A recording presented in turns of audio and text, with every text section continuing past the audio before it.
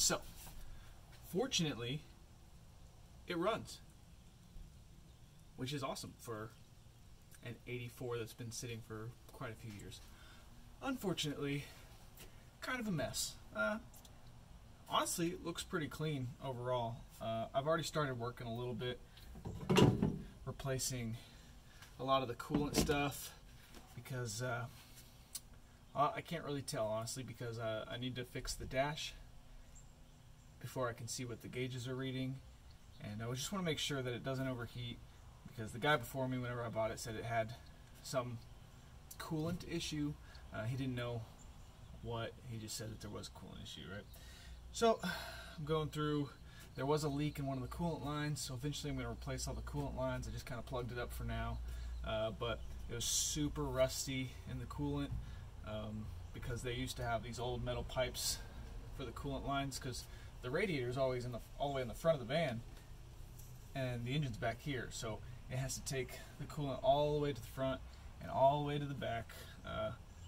So, yep, I'm going to be swapping out those lines eventually. Right now I'm replacing the tanks and kind of flushing the coolant out, replacing the sensor for the coolant temperature, and I'm going to be fixing up the dash so I can get an accurate reading to see if it is overheating. If not, that's an easy fix. Doing those simple things, and safe to drive. I didn't feel safe driving until I figured out what was going on with that, because I didn't want to hurt anything, but if that's all it is, then awesome. So I'm going to go ahead and I'm going to pop this new coolant tank back in there, hook up the old coolant, or the overflow tank back in there, and yeah, and then we'll see if it's good to go. Easy peasy.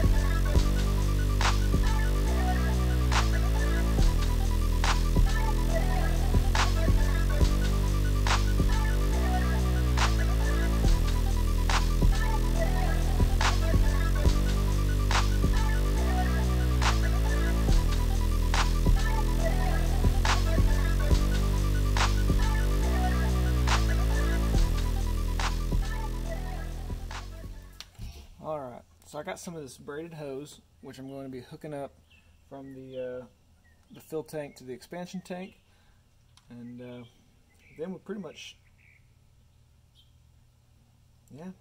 should be set to go ahead and then try and do a coolant flush. Alright, and that's pretty much all I got to do for the coolant system right now until I get the new dash computer in. And all that's left is for me to hook up the sensor and replace the temperature sensor, and hopefully that should be it, and then we can reliably start driving it. Alright, so today we're going to be replacing this blue foil, which often goes bad in these older Volkswagen vans. We're going to be changing it out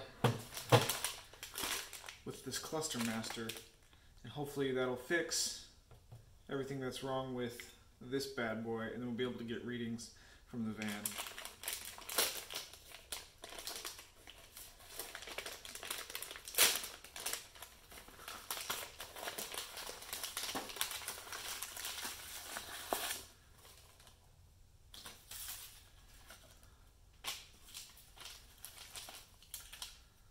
These are the big zip ties.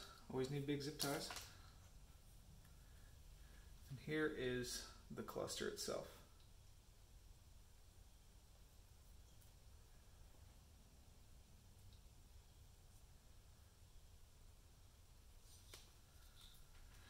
So instead of having all these different little connection points on this blue foil, they're going to be replaced with these direct connectors.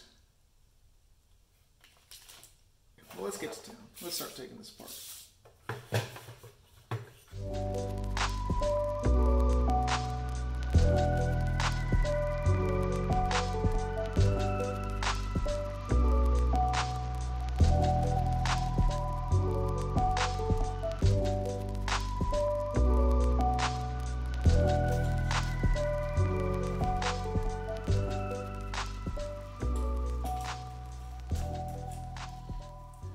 And there, this is the blue foil that runs all the electrics to your cluster, which is cool in theory, I guess, but over time it just goes bad. Like you can see, I have spider webs on this.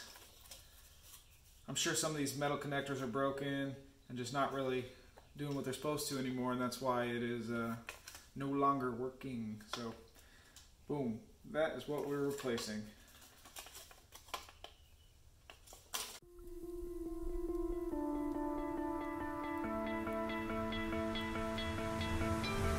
You stole my heart of gold after my silver soul. Can you dig any deeper now? I gave you all I own, put you on this golden throne, but I'm a little stronger now. You cashed in on my promises. You know I'm too generous. Now I've learned to never help you. Alright. And that is everything replaced. So everything has its place, everything goes in super easy. There wasn't any real instruction because I don't think you really need instructions. That was pretty common sense if you just look at it and copy the image. So now all that's left to do is hook it back into the van and hope she works.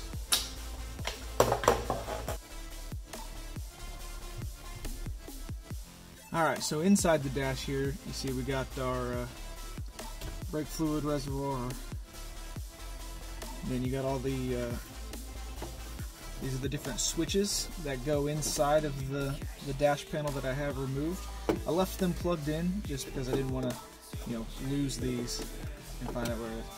It's a little messy down in here with like cables routing everywhere and stuff, but it's not too bad. It's not in bad condition. I feel like I need to fix anything really. This right here is where the cluster will plug into, and that should be it for that install. I just got to put it back in. So.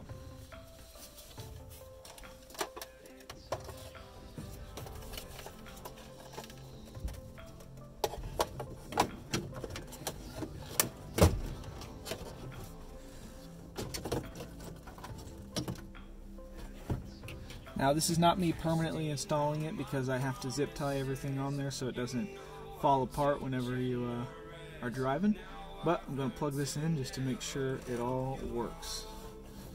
So it tells you here which order it goes, blank, then earth.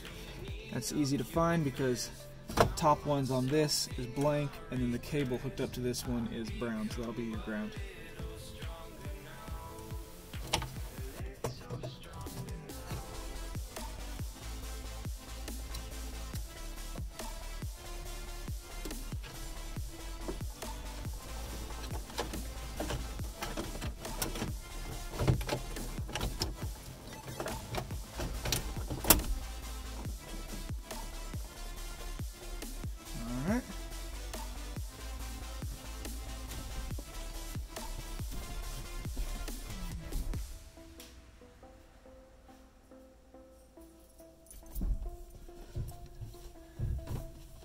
Now I think my battery's dead because I've been planning on replacing it, so I haven't done anything with it, but we'll see.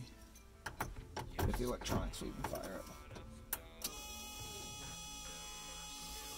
All the LEDs seem to be working. The brights work. Horn works. Let's see, where am I? That's my seatbelts, my brakes. These are my lights.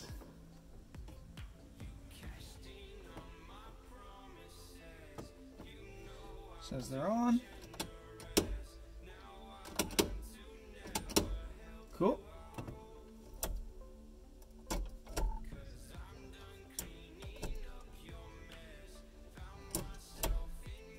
Turn signal light works. Hey guys, future me here.